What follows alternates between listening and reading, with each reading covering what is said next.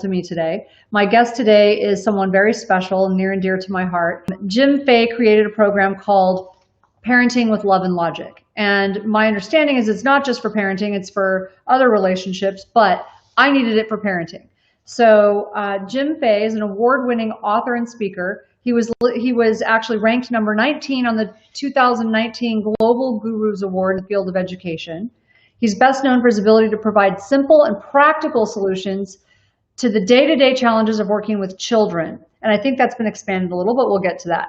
And he's just so much fun. He's an amazing human, an amazing speaker. I've had the honor of speaking with Jim. And Jim Fay, welcome to Relentless Courage. Oh, what an honor to be with you. Thank you. It's so much fun.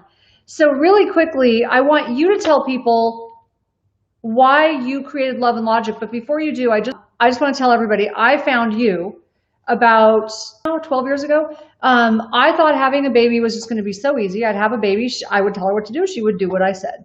And it was just going to be that simple. And when it turned out that I had like the strongest willed child on the planet, and it did not go that way, I just about had a nervous breakdown. I was pulling my hair out. Someone recommended Parenting with Love and Logic, and it literally transformed my relationship with her. We are so close. She was such a hard young child and such an easy teenager. And so I just really want to share this information with other people because it was so helpful to me. So I'm so grateful that you're here. Thank you for that. Thank you. And why did you create Love and Logic? How did it start?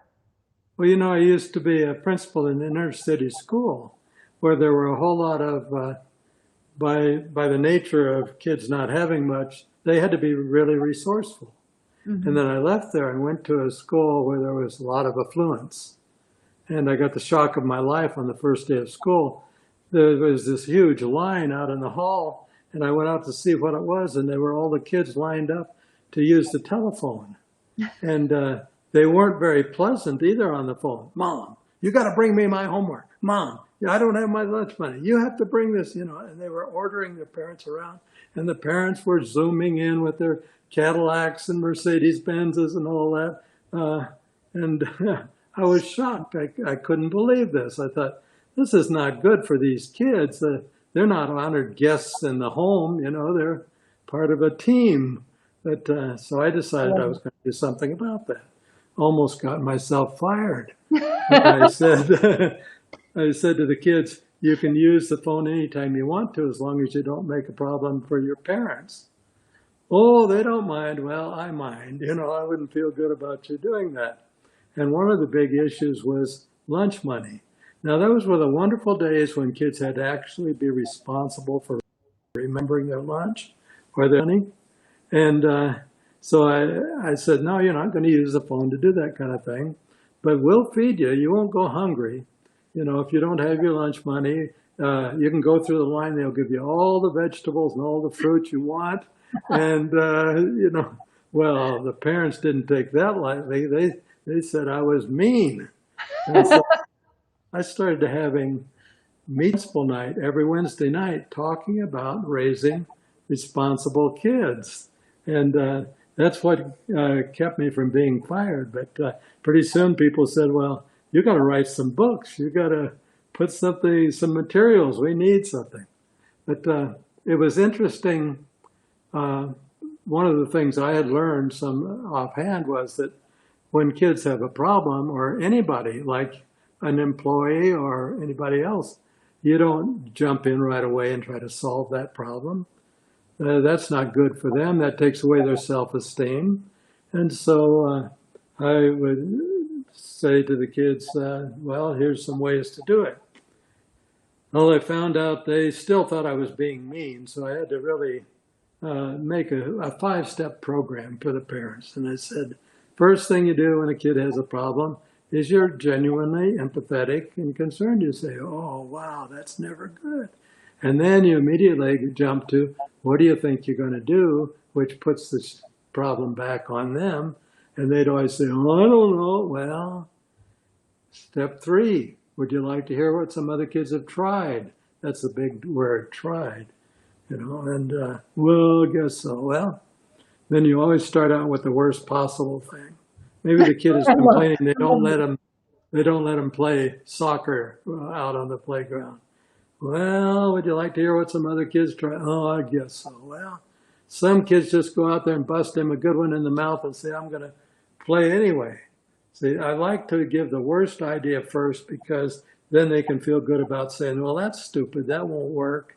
And so, yeah, okay. So you always say, some kids do this. How would that work? Well, I get hit back. Yeah, I guess so. You know, well, some kids, they go play something else. Oh, but I want to play soccer. Oh, okay. Well, you know, some kids just go, oh, they go stand by they tattle to the teacher. How would that work? You know, we don't have to come up with good ideas. The Right. thing is, we're trying to get them to think, you know. I love that. And I have seen some kids who try to make friends with the guy who's running the show out there, you know. They might share their candy bars with him or cookies or something and see if they can make friends. See, we don't have to give them really the right answer. In fact, we want them to think. Now, the hard part of that is to say, oh, good luck. I hope it works out for you.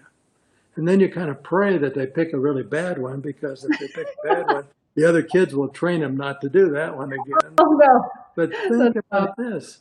What if they pick one and that works out for them? How do they feel about themselves? Mm. The self-esteem doesn't come from by being told you're good, giving you a lot of the stuff, that kind of thing. Self-esteem comes when you actually struggle, figure out something, do it, and say, wow, look what I did. I must really be something. That's where that self-esteem comes from. So we found that that was working well with the kids, and the parents, once they figured out what we were doing, they were much more accepting.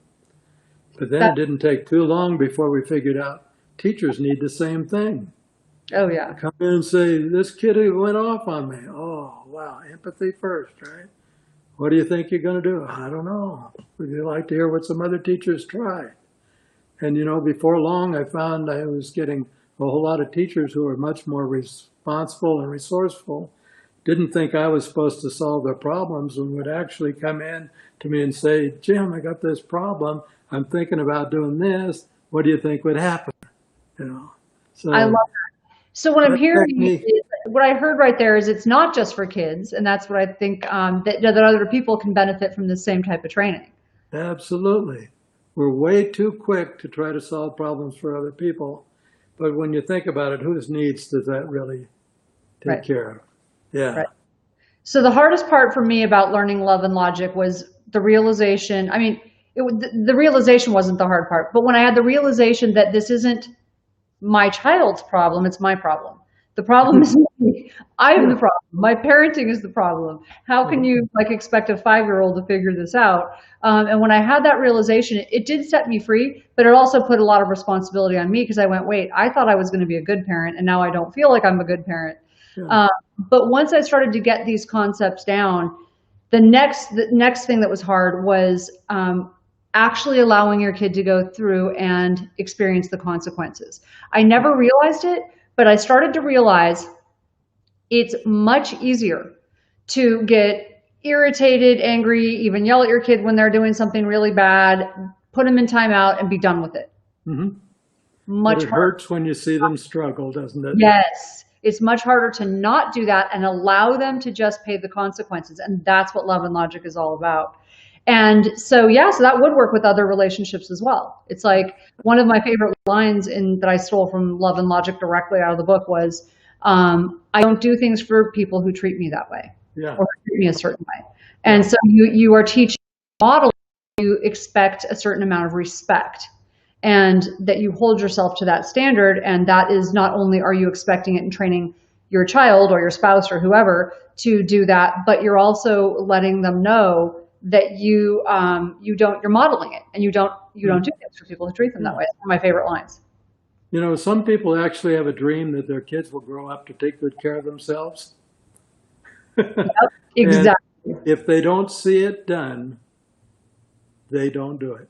Exactly. Kids don't do what you say; they do what you do. Yeah. Yeah. I've got a grandson who loves to solve problems. This is it's so exciting for him to see a problem and try to work it through. But he started out real young with his parents using this particular technique. One day, he was 3.5 years of age. He came in and saw his mother all upset with the computer. And she's carrying on, "What's wrong, Mommy?" And she's going, "Oh, this computer." And he said, "That's really sad, Mommy. Would you like to hear what some other mommies have done before?" And he said, so great. That is so great. Some mommies go out and take it out in the driveway and they drive their car over it. Oh, I love it. And he said, and other mommies just let it fix itself and they go out and play with their little boy. Oh, and I hope it works out for you. That is fantastic. Isn't that fun? I love that. So we can start early. Yeah, no, I have to say you became one of my heroes. I still remember the first day. I mean, Daniel knew. I was just like, I was obsessed because when I finally do something, I'm one of those pretty extreme people. I don't take baby steps. So when I decided to get into Love and Logic, I literally went onto the website, ordered every single thing I could get. And then I read the book like it's dog-eared, and I would take drives and I would listen before I had to pick up my daughter because I knew my habits were so deeply ingrained. I needed to sort of put a record scratch in my normal, ability to play my old song. And so I had to keep listening to them until I learned to reprogram myself. And so I remember the first day, and I'm trying to remember how it came up. I think someone from our office reached out maybe about you coming on our podcast, but my phone rang and it was you. And when I answered the phone and it was you, like literally my husband started laughing at me. He's like, "You'd think Tom Cruise called you." I'm like, so much better. It was so much better than Tom Cruise calling me because when you struggle with a relationship, when you have that much pain in relationships, whether it's parenting or your spouse or whoever it is, work relationships, it's painful. It's really hard. And especially when there's a child involved, you have these dreams of how you're going to relate to your child. And when it doesn't go that way, it's painful. Oh, it is. So yeah, to be able to straighten that out and then to turn around and have this kid. Now I actually, one word of caution I just want to give people. It will make people, it made me very sad when the day I realized she doesn't really need me anymore. That made me sad. Like I wanted to help her with something. She's like, "No, I've got this." And I'm like, and she's like, "Mom, I've got it. I've been doing it since I was in second grade." And I realized because I made her start doing it in second grade. Yes. And I'm like, but now it's a little bit, I was like, wait, but I want to help you.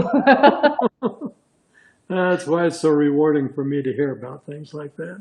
Yeah, it's so great. It's so helpful. So tell us, give me an idea how this would work on a spouse. Not that I need it, but just give me an idea how this might work on a spouse if you were, say, in an argument with your spouse.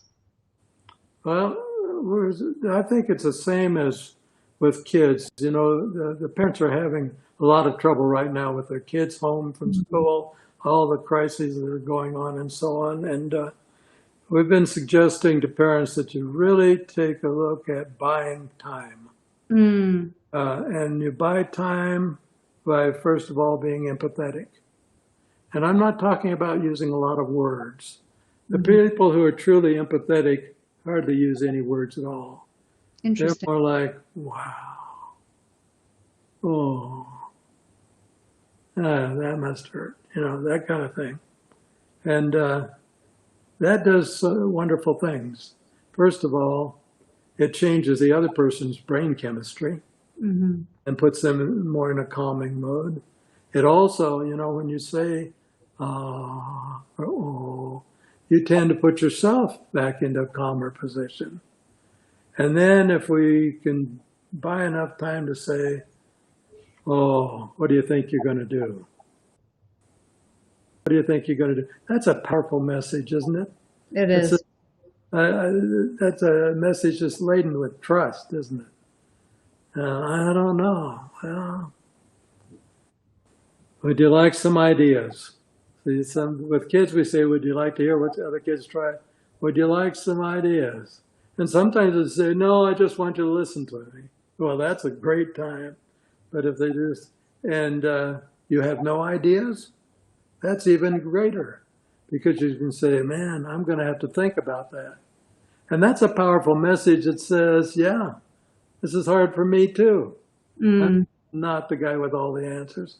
I'll have to think about that. I'll get back to you." And you buy a little time and come back later on and say, you know, I thought of some things that I've seen other people try. And from there, it'll take care of itself. I like that. We're so programmed that we need to fix things immediately that we actually send the reverse message that says, you can't think, you can't handle this, it's too much for you, you know. Right. And that's the last thing I want to do. Oh, for sure. You know, one of the things that I read in one of the materials I got from Love and Logic was, and it literally changed how I felt about parenting my daughter. So I grew up with a lot of trauma, drama, chaos. My mom was a 16-year-old runaway, and she was a survivor, but she never finished high school. So we did without a lot of stuff. And so I was probably one of those kids you were talking about early on, and not at the second school. But because of that, I had this idea that I wanted to make sure my daughter didn't experience anything like what I had. Mm-hmm. And that turned out to be a mistake.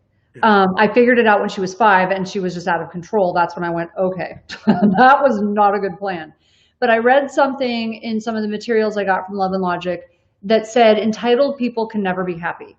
And it blew my mind. And I'm like, oh, and when they really broke it down, it's like when someone's entitled, when they've been given everything, when they have been spoiled and provided all these things and never had to work for it and never built self-esteem, they can't be happy.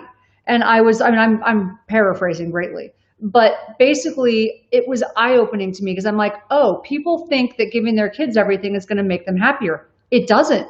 No. And when I read the research on it, it's like, no, it makes them resentful that they can't do it themselves. They have to rely on someone else. Mm-hmm. Mind-blowing. So what would you say about entitlement?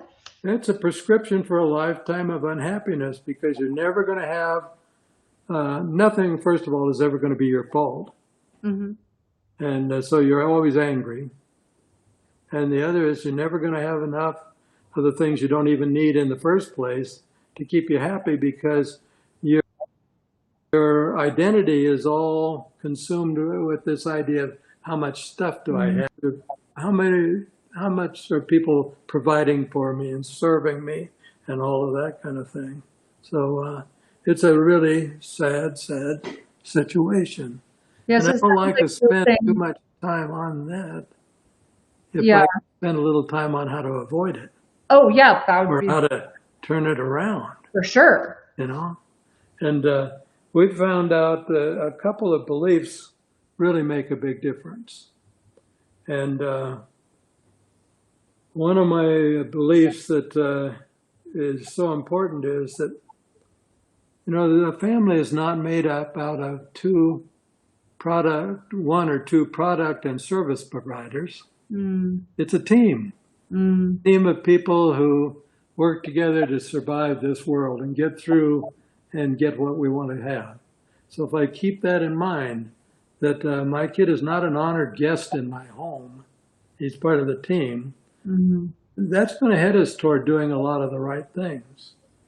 And the other is, kids cannot live in our home without needing us. Mm. They're going to need us for something, you know. And so that can, when kids want things, it's a wonderful time. You know, some people, well, I can't afford that. How can we do that? You know, or you don't need that. What I like to say, now these are always on my good days, right?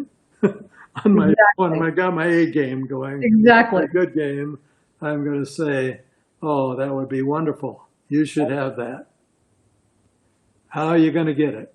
How are you going to earn love it? That. Okay, you know, right away. And I like for kids, the more they earn, the better they take care of it, the more they cherish it, right? And if I can help my kids along the way, I feel great too. So I really like a matching funds program. And on a matching funds program, I can decide how much I'm willing to match what he earns, you know. Let's suppose he wants this particular gadget, and I think it would be wonderful for him to have that. I say, well, you know, that thing costs $100, and boy, as soon as you can save up enough to get $50, hey, how about I'll come up with the rest. I love that. But maybe it's something I don't want them to have. Right. Maybe I'm going to have I'm going to offer 10%. And I still want to be able to give stuff to my kids. Right. But I want to do it when it's a surprise. Right. I just want it not based on, hey, if you bring home a good report card, I'll give you such and such. No. If you behave, I'll give you such and such. No way. But just a big surprise. Hey, I thought you might like to have this. I saw it the other day. I brought it home for you. It's going to feel good for me to give it to you. That kind of thing. So we want the kids to be earning. We want them to be part of the team. In other words, they have their jobs to do in the house. And of course, the parents have their jobs. And I like the homes where they make a list on the refrigerator of every job that it takes to keep the household going, including earning the money and paying the car and doing the driving and washing and all of that. And then we can sit down someday and we can divide up those jobs. We'll have your jobs and my jobs, and the ones we all hate, we'll do those together. Okay? So then people say, well, how am I going to get them to do those? Well, that's where the kids are going to need us for something. Right. Yeah, they come and say, well, will you drive me to your soccer game? Yeah, as soon as your jobs are done. Are they all done? Glad to do it. I'll do them later. Oh, okay, that's when I'll drive then. So let me know when you're ready to go because you got your jobs done. And that works well for misbehavior. We use a technique called energy drain. Yes. Think about this. Saved my life. Yeah, it drains my energy if I have to worry about you. It drains my energy if I had to deal with your lying to me. It drains my energy if I have to pick up after you, that kind of stuff. So I'm always happy to do the things you want when I haven't drained my energy. Mm-hmm. So maybe they've been fighting and bickering. And I can say, oh, energy drain, that really drains my energy. I don't have to solve it right now. Love and logic parents always buy time, right? Because the consequences come like a lightning bolt out of the sky, rather than them thinking they know what it's going to be. So they come later on and, will you do such and such for me? Well, I think my energy is so drained from watching that fighting, I don't think I'm up to driving. Or I think I used up all my driving time worrying about how late you're coming home at night. Yeah. I've seen it work with 3-year-olds, 2-year-olds. Kids had a big fit, and we know we can't do anything about it while they're having a fit, but that'll be over before long, and pretty soon it'll be, can we go over to the park and swing? Oh, I'd love to, but I think I used up all my park time watching your fit a little while ago. Let's just sit on the couch together and we'll close our eyes and I'll just pretend we're over at the park. And oh, that's so great. I actually used that a lot with my daughter when I was first doing this. And I started, because I was using the language, I started to figure out the language of love and logic. And it's like, oh, there are going to be consequences. I'm not sure what they are right now, but when I think about it, I'll let you know. Well, she got to the point where as soon as I said there's going to be consequences, she would get so mad. I hate when you use this stuff. But then it didn't take long before she just knew, and she told me, she's like, it's so much worse. This whole consequence thing is just so much worse. And she just hated it.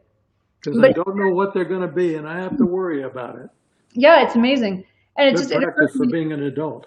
Yeah, and you said something that was so interesting about buying time and not coming up with a solution right there. I'm like, did my husband call you? Did you guys talk about this? Because there's times if we're like, having a heated discussion about something or we're not agreeing on something, he's like, I'll be right back. I have to go to the bathroom. And he'll like just I'm like, where did he go? And this is a great way to do it. I think he's like buying time. I'm serious. I'm like, you can't leave right now. And then he'll just disappear. Mm-hmm. By the time he comes back, he's like, okay, let's talk about it. And I'm like, I don't even remember what we were talking about. Like, let's move on. Yeah, I think Daniel will be a big proponent that when we talk with kids about any kind of a problem, We want to both be in the calm state. Yeah. And that's why one of the things we learned along the way at that school was if we talk to kids about their consequences while they're angry, while they're in a defensive mode, they don't hear anything except a little voice in their head that says, that guy's a jerk. I hate him. But the ability when there's a problem of any kind to just say, oh, wow. Gonna have to do something about that, but not now. I'll get Not back. now. Yeah. Make all the difference in the world. See, they're tiny little techniques that have huge ramifications. Right. Is what they are. I love it. It was so helpful to me. Love and Logic has just been an incredible resource, an incredible tool. So much so that I have a stack of books that I give out to people. So you parenting with Love and Logic, and there's books for different age groups. And then you've got resources for other relationships as well, which I love. But one thing, if you really are struggling against a relationship where you suspect it's more than just behavior driven, it might be something beyond that. Maybe there's some learning issues or some other problem. I would encourage you to reach out and call 844-818-0616. You might need professional help. So we call it hardware and software. So the parent training is the software, but you got to have good hardware to run it on, right? So you want to make sure, you want to make sure everything's running right. And so I would just encourage you to get the book, Parenting with Love and Logic, for whatever age group that you are struggling with. And Jim Fay has just been an amazing resource for me, and I'm so just grateful to him. And from the day I met you, I feel like it's just been a very special relationship to me. And you probably didn't even understand why, but because I feel like I knew you for so long, and I was just so grateful. It was so awesome. And I'm so honored. Yeah, and your son is amazing too. I've heard him speak, and he's also just very gifted and very special. Yeah, so. He grew up to be one of those people who always tries to do what's right, even when it's inconvenient. Yeah, and that's a good thing. That's what we want to see with our kids, right? So please share this video if it's been helpful to you. I'm seeing all these comments and amazing things. We'll get to them. I have not had a chance during the show. Sometimes we just answer them afterwards. So if you will share this video, tag 3 friends, and share it, it'll enter you into a drawing, into a 6-month Brain Warriors Way online course that my husband and I did, where we will hold your hand and help you get healthy. Because if you want to help the rest of your family, you need to be healthy. It's a $395 value. And please don't miss next week's show. We have an amazing guest next week as well. And we will, I don't want to give it away, but it's going to be so much fun. And Jim, I'm so grateful to you. You're just an amazing human. Can I offer a consolation prize if they don't win the big prize? Yes. Okay. So the second place winner can have a consultation with me free of charge. How would that? Dear. And so you work it out, and that's a huge gift. We'll work out a deal. Oh, you have no idea. That's like amazing. Thank you so much, Jim. That's so awesome. So when we get that person, so we're gonna have 2 winners, one for the drawing and one for the consultation with Jim. And I have to reverse that and say the one with Jim is going to be that's the big prize. If you're struggling, make sure you reach out to us. Go to tanaamen.com and you can leave your information. Leave a question, a comment, a review, and the questions will enter you in a drawing to have a consultation with Jim. That is priceless. Thank you so much, Jim. Thank you. What a wonderful time. Oh, so good.